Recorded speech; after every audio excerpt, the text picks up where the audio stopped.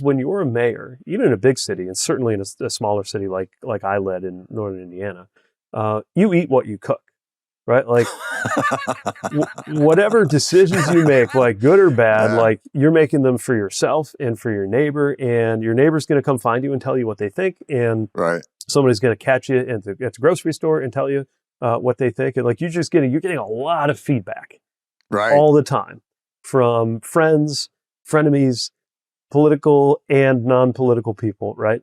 But they have access to you. Yeah, by design, right? Yes. And I think one of the reasons why you often see, like sometimes you'll see footage of a senator getting confronted in an elevator, who, and they look like a deer in headlights, right? Some constituent, some activist gets in their face. And look, that can be like, look, sometimes that's a shitty thing to do to somebody who's like not quite ready, but as a senator, it's your job. I've done it to them. Yeah, it's your job to like be responsive. Like literally, you're a representative of the people, right? And I think I've never met a mayor who wouldn't know what to do in that situation because it literally happens to them all the time. But I do think Washington creates these bubbles around people. And by the way, I suspect I haven't spent that much time in corporate America. I spent a couple of years as a consultant, but I imagine that happens a lot around very wealthy people too, right?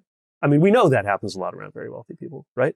Part of what's frightening to me about this moment is you've got a lot of creatures of Washington who haven't had to be responsive to people in a while, being coupled with creatures of enormous wealth who haven't heard no in a long time. And now they're just feeding off each other, right? Like a hubristic perfect storm of entitlement and arrogance. Yeah, and the answer to that, not to sound pious, but like the answer to that is supposed to be democracy. Like the answer to that is supposed to be the fact that like all those people making decisions have to come check in with their boss, the American people, every couple of years, every 4 years. Look at the panic that occurs with the simple town hall. That, this idea of the town hall, the kind of Capra-esque vision of, a John Doe to stand up and ask a question to they're treated like, oh my God. Yeah, they stopped doing them. They went into the lion's den, and you're like, of your voters? Of your constituents? Like they stopped doing them. They just stopped. I've had my ass handed to me in public meetings. Like, it's not fun, but like it makes you better because either you have a good answer and you get a chance to convince somebody, or you don't have a good answer about why you're doing the right thing and you have to think of a better way to explain it.